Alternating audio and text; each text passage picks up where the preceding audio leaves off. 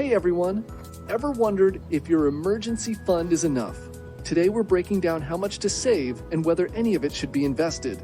Before we get started, a quick disclaimer. This is not investment advice. Every case is different and we are not licensed financial professionals.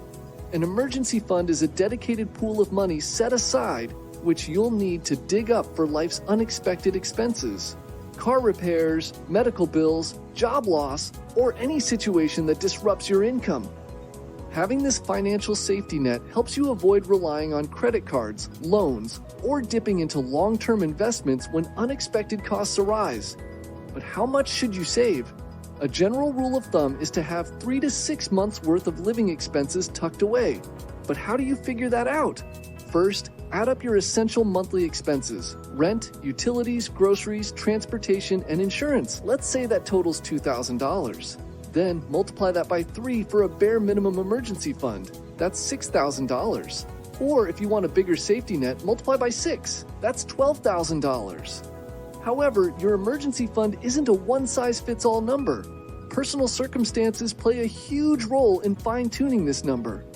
Ask yourself, do you have a stable job? Do you have dependents or a mortgage? Are you self-employed or in a high-risk industry?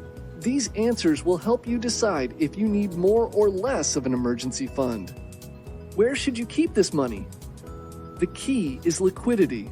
It needs to be easily accessible in a financial emergency, but not so readily available that you're tempted to spend it. A high-yield savings account is ideal because it offers some interest while keeping the money safe and quickly accessible.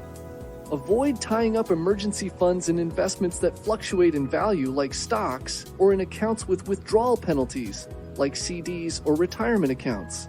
Once you've set aside enough for emergencies, any extra savings can be put to work in investments that offer higher potential returns, helping you build wealth over time.